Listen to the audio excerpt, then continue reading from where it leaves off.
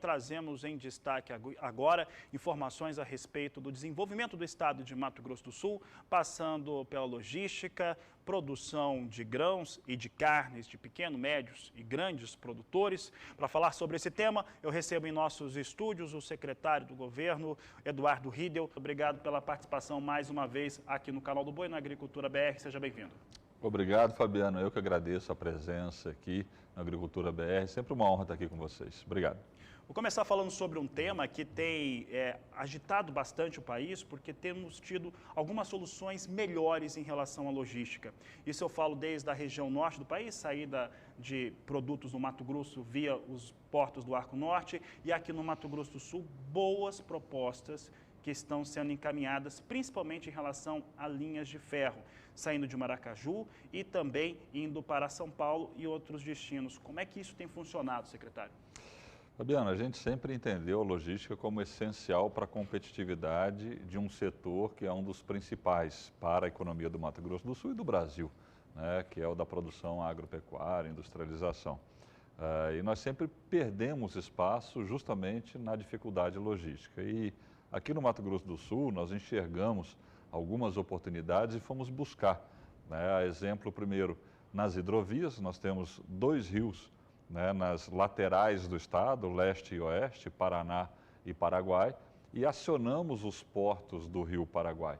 Esse foi um trabalho longo, intenso, que junto com a Bioceânica, ela cria um diferencial muito importante para a exportação de grãos, principalmente, e importação, né, de alguns insumos de matéria-prima via barcaça vindo lá de baixo, do sul do continente, e é uma oportunidade importante que já está em acontecimento, em andamento.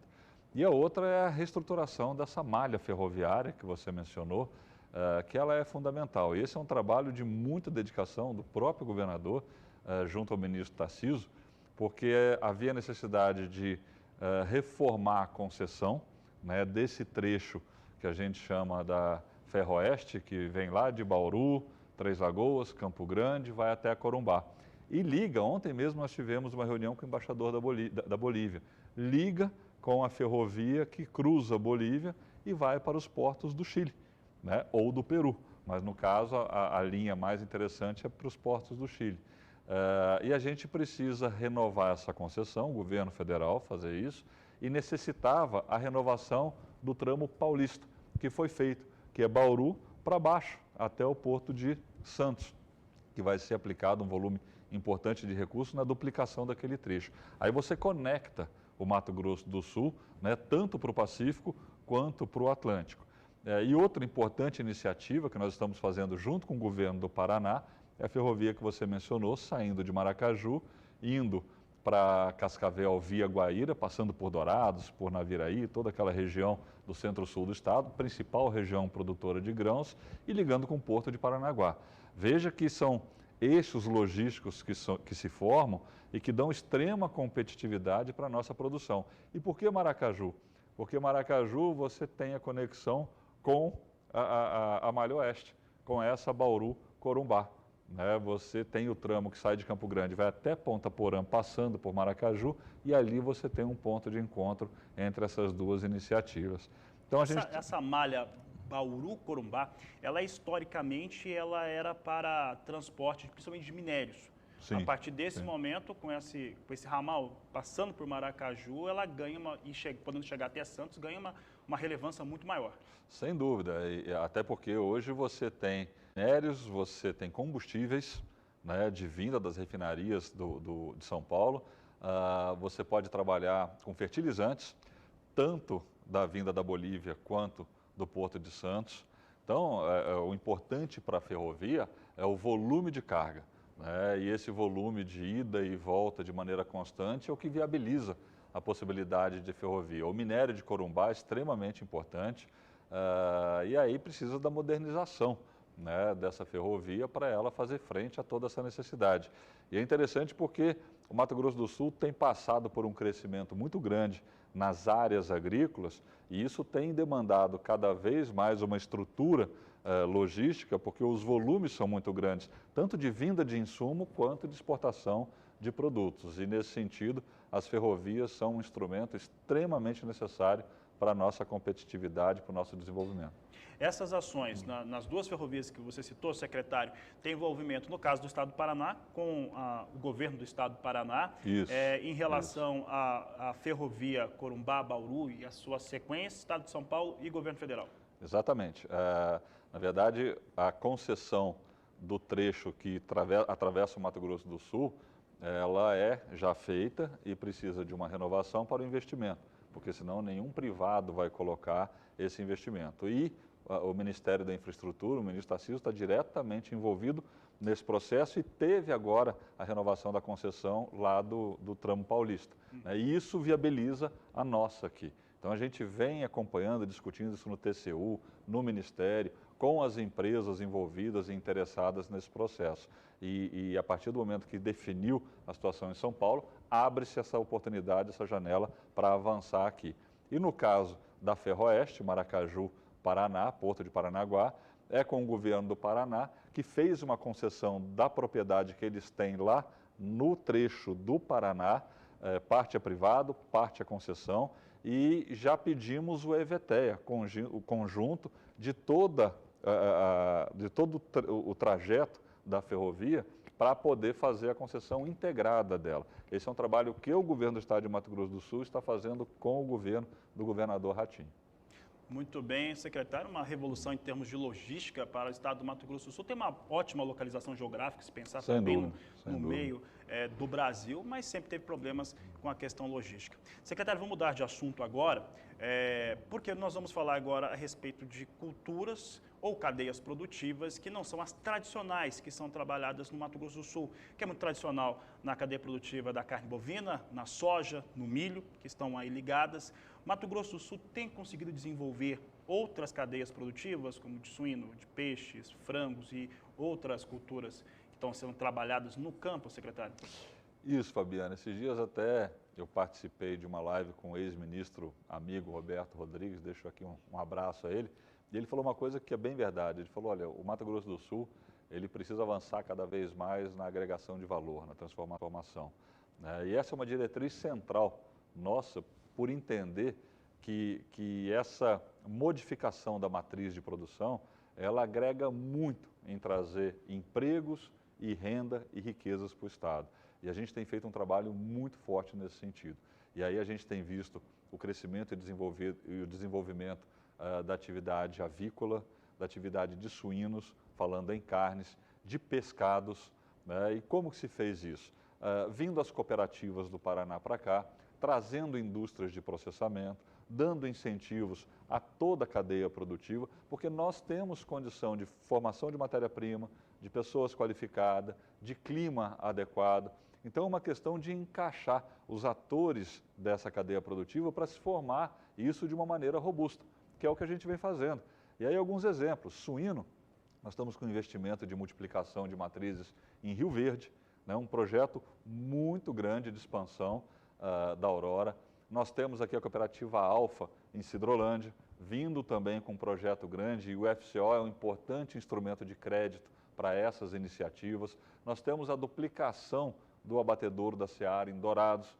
Então, veja que iniciativas que nós fomos buscar com as empresas privadas, elas vão se formando e impulsionando a atividade desde o produtor, seja ele de que tamanho for, pequeno, médio, ou projetos maiores, até industrialização, que gera muita agregação de valor ao nosso produto. Isso está acontecendo em aves e isso está acontecendo em peixes. Está aqui no Mato Grosso do Sul, lá em Silvíria, e tem dado um resultado fantástico. E outros estão vindo. Então, essa capacidade que o governo tem de promover incentivo e atrair esse capital, dando todo um ambiente de negócio mais ágil, mais rápido, licenças ambientais com responsabilidade, tudo isso faz com que o Mato Grosso do Sul tenha uma carteira de investimento muito importante, e principalmente num momento tão difícil aí da vida nacional para o nosso desenvolvimento.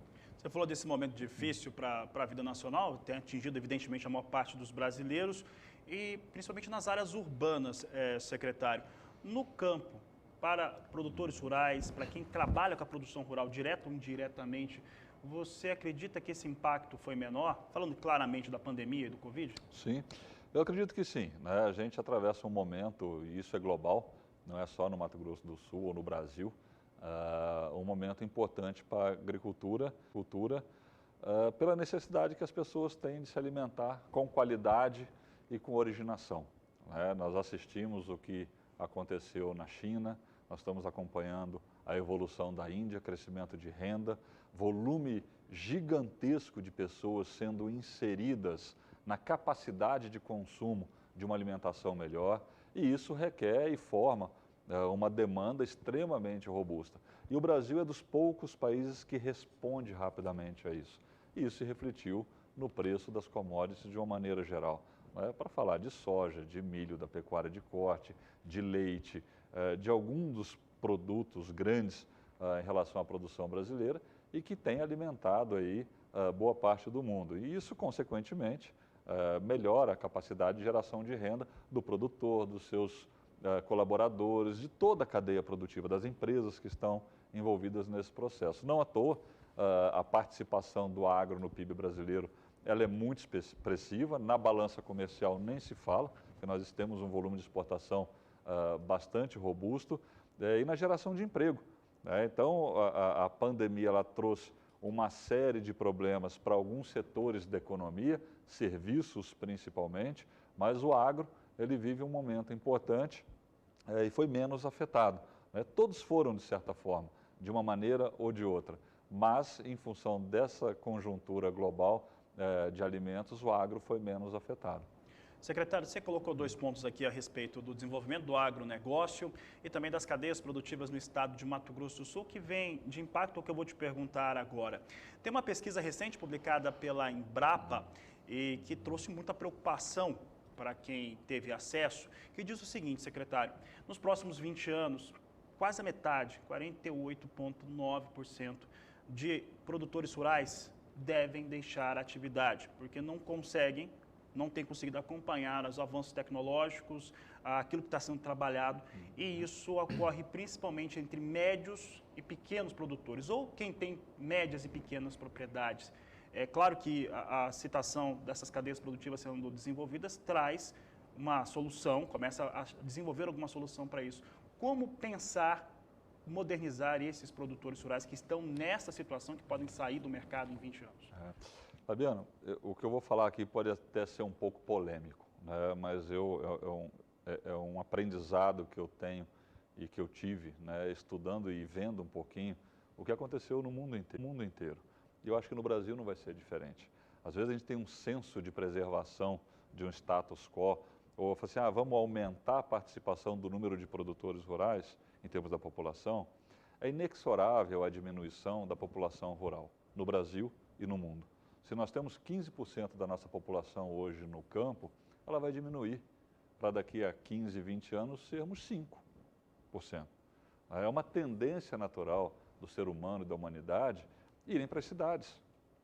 Isso aconteceu na década de 70 com o êxodo rural e cada vez mais, quando as pessoas vão ganhando educação, vão ganhando capacidade de trabalho, principalmente nessa nova economia, é natural que elas migrem para buscar uma melhor condição de vida, né? E, por um outro lado, esse contingente de produtores que tem dificuldade de absorver as tecnologias e ficarem competitivas, elas vão perdendo capacidade de se manterem naquela situação. Então, é uma situação de mão dupla nesse sentido, que a tendência é com que pessoas saiam do campo e vão para a cidade. A China tem 50% da sua população no campo. Ano passado, pela primeira vez, essa curva se inverteu e está diminuindo também a população. 300 milhões de pessoas nos próximos 10 anos vão sair do campo para a cidade. E lá vai ficar 40, 30, 20. E vai chegando a tecnologia e dando competitividade para esse setor produtivo.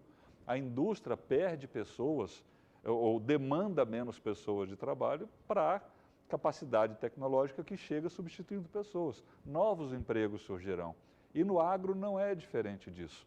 Então a gente tem que olhar tudo isso com a responsabilidade de tentar fazer com que a propriedade e o proprietário, independente do tamanho, ele seja competitivo.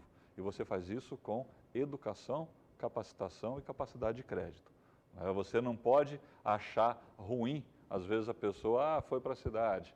Ela foi às vezes porque tem uma condição melhor de vida, né? E porque às vezes ela não, ou porque ela não conseguiu fazer a absorção de um pacote de tecnologia que lhe desse competitividade.